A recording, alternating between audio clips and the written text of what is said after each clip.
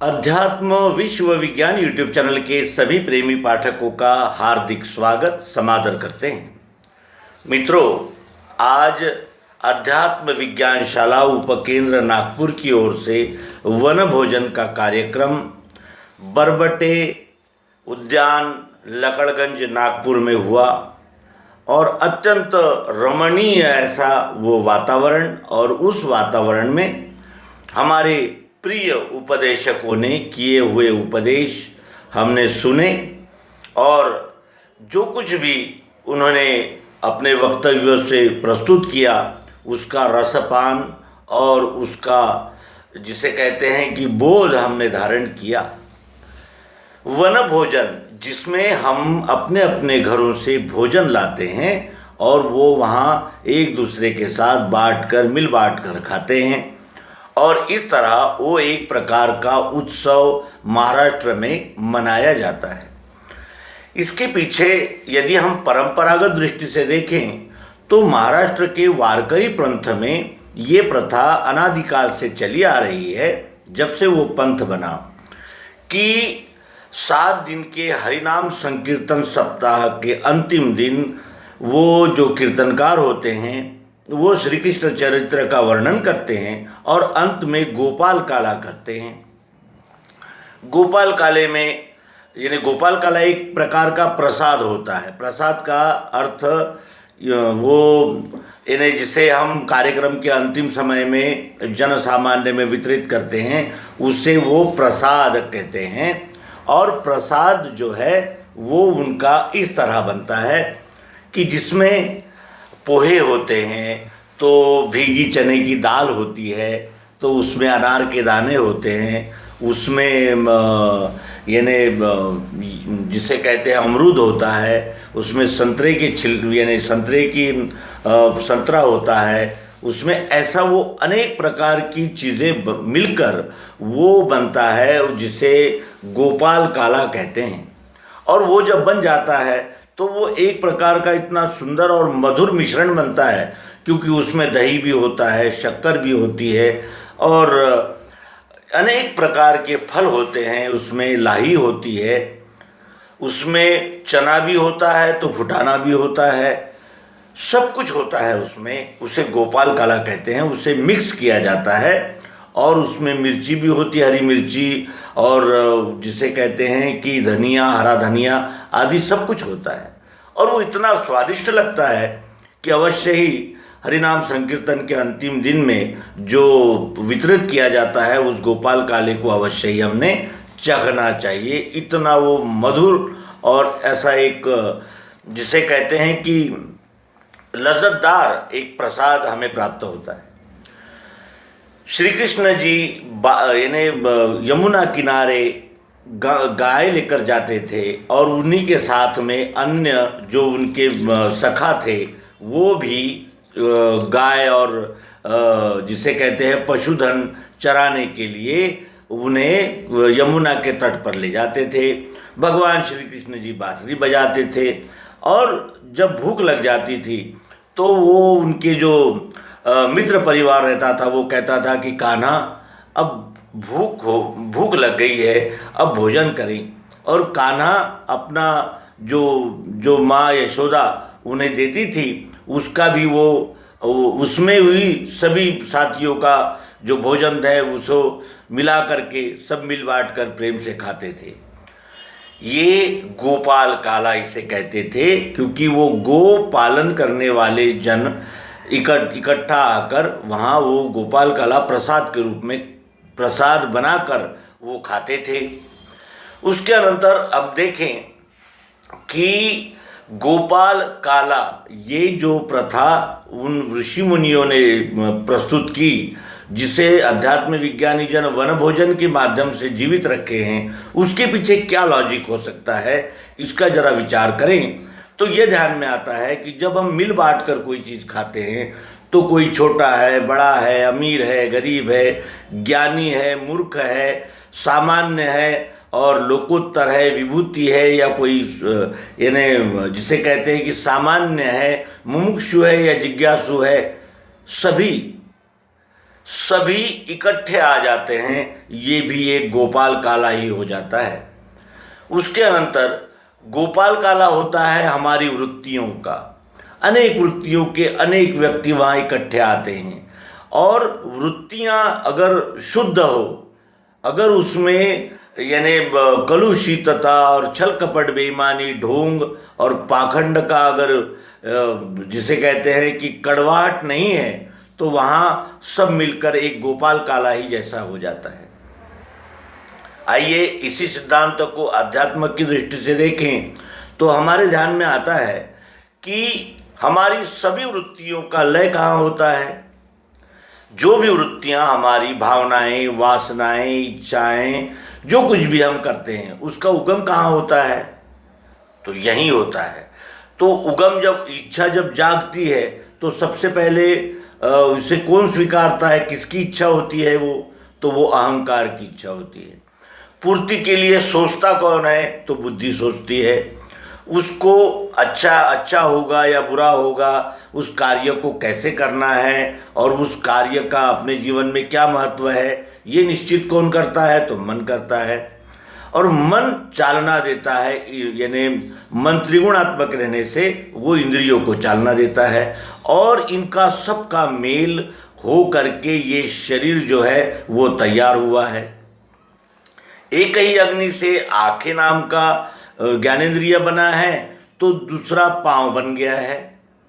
यानी कहने का आशय यह है कि ये सभी का कॉम्बिनेशन, जैसे हम अध्यात्म विज्ञान में देखते हैं कि इसी वस्तु में रूप है तो रस भी है, गंध भी है, रूप भी है, स्पर्श भी है और शब्द भी है, सब है। तो क्या इस वस्तु से शब्द अलग किया जा सकता है, स्पर्श अलग किया जा सकता है?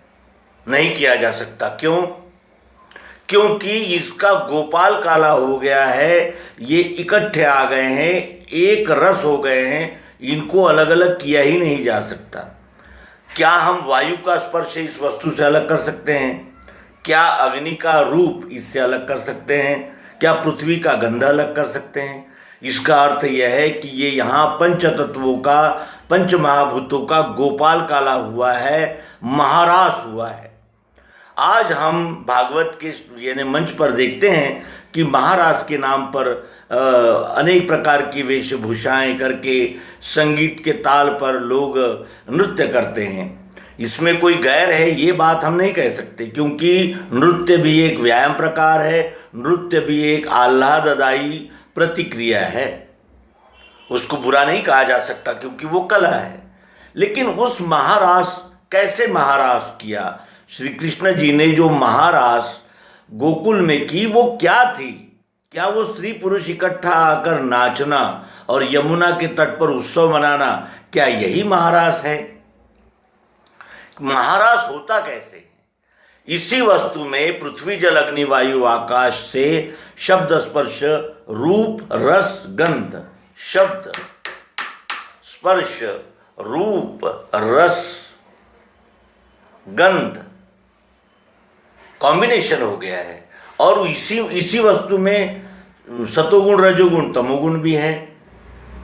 इसी वस्तु को स्नेह के साथ यानी अपनाया तो सत्वगुण है, इसी को अगर हमने व्यावहारिक दृष्टि से अपनाया तो रजोगुण है, और इसी को हमने बुरी इसके साथ बर्ताव किया तो यही वस्तु तमोगुण स्वरूप भी है।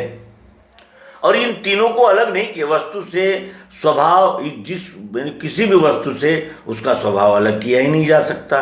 यानी ये एक गोपाल काला है, ये एक महारास इस सृष्टि में हो रहा है। और इस वस्तु से क्या इसमें व्याप्त ओतप्रोत मिठास को अलग किया जा सकता है? क्योंकि मिठास को अलग करते ही ये आकार नहीं रहेगा इसका, ये वस्तु अस्तित्व में ही नहीं रहेगी।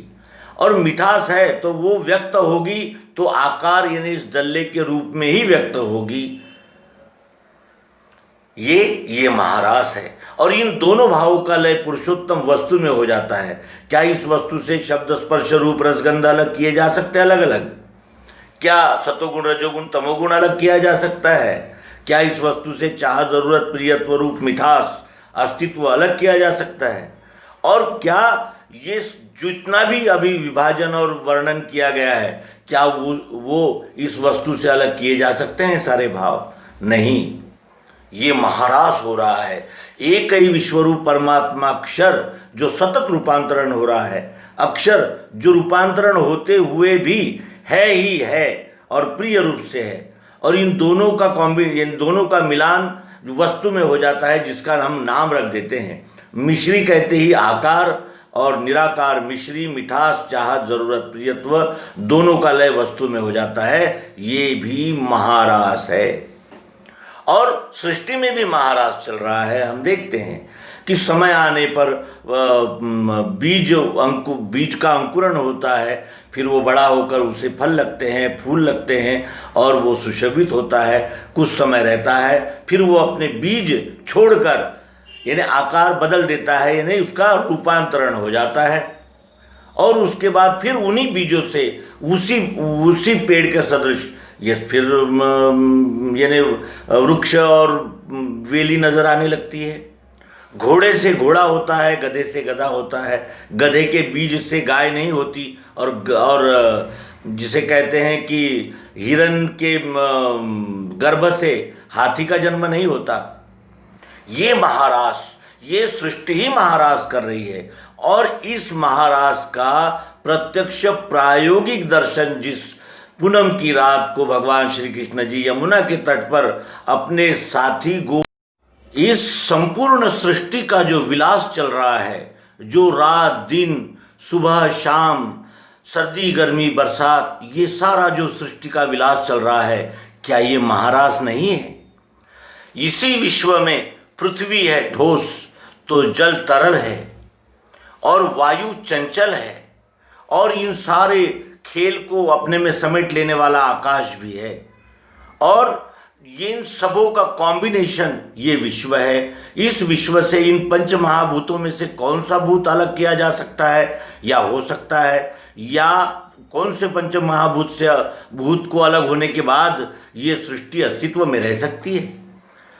ये महारास यानी पिंड का ब्रह्मांड से एकात्म होने का जो ये विलास है, इसी को महारास कहा जाता था। और इसी को पूर्णिमा की रात भगवान श्री कृष्ण जी गोप ग्वालों के साथ वो यमुना तट पर एक उत्सव के स्वरूप में, एक प्रयोग के स्वरूप में समझाते थे, दिखाते थे। और इसीलिए गोकुल के गोप गोपियाँ, छोटे बड़े वृद्ध और सभी श्री कृष्ण जी को बहुत प्रेम करते थे, यहाँ तक कि उनके प्रेम के विरह की हम गाथा भी गाते हैं। क्या किसी शारीरिक वियोग से मनुष्य इतना बेचैन और विकल हो सकता है? नहीं।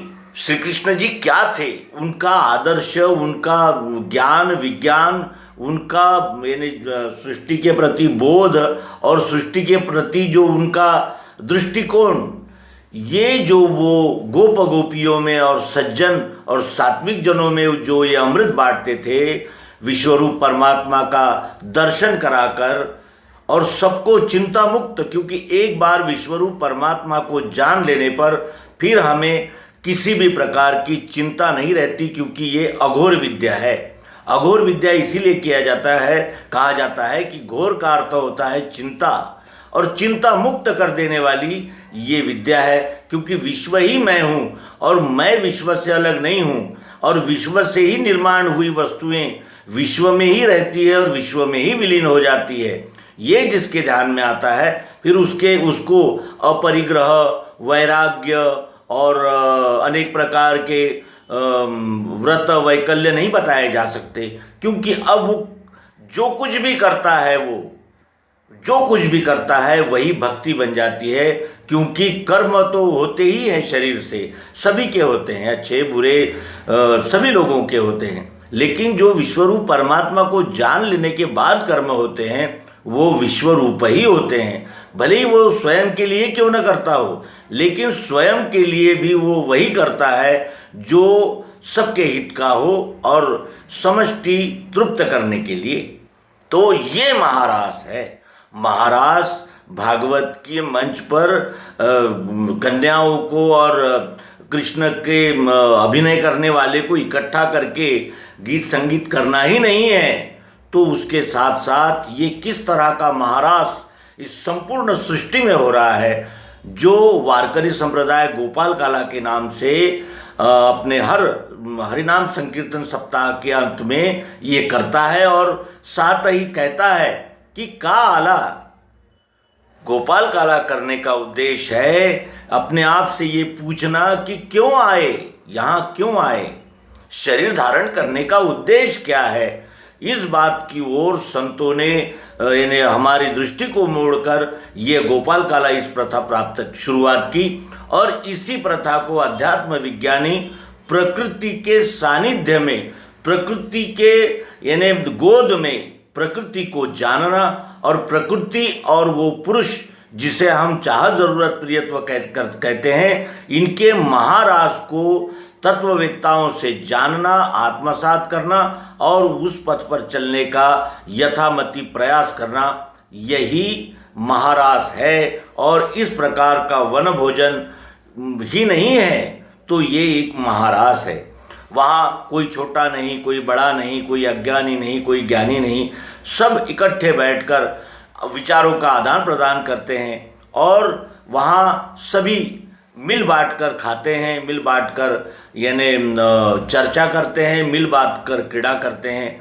ऐसा ये महारास वन भोजन हम अध्यात्म विज्ञानी जन अपने अपने क्षेत्रों में करेंगे और प्रकृति के सानिध्य में प्रकृति सहित पुरुष को जानकर इस विश्वरूप परमात्मा की त्रिपुटी का भेद जानकर और उसको यानी अपना अहंकार उसमें लय करके विश्वरूप ही बन जाना है। यही सच्चा महारास है और इसी महारास को प्राप्त करने के लिए ये जीव जो शिव का अंश है, उसने कफवात पित्त बने वेग से कूदने लगे और इसी से स्थूलता पाई।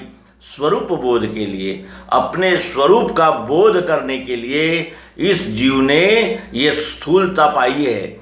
ये सूक्ष्म लिंग देह, सूक्ष्म जो स्थूल बनकर आज कार्य कर रहा है, इसका मूल उद्देश्य है उस महाराज को पाना, अनुभव करना और उसी महाराज को यानी जानकर उसी महाराज में अपने व्यष्टि अहंकार का समर्पण कर देना, लय कर देना। तो मित्रों, इस तरह हमने महारास इस कल्पना पर एक चिंतन प्रस्तुत किया। आपसे अनुरोध है कि आप भी कमेंट बॉक्स में अपने विचार अवश्य नमूद करें। नर्मदे हर, सद्गुरु भगवान की।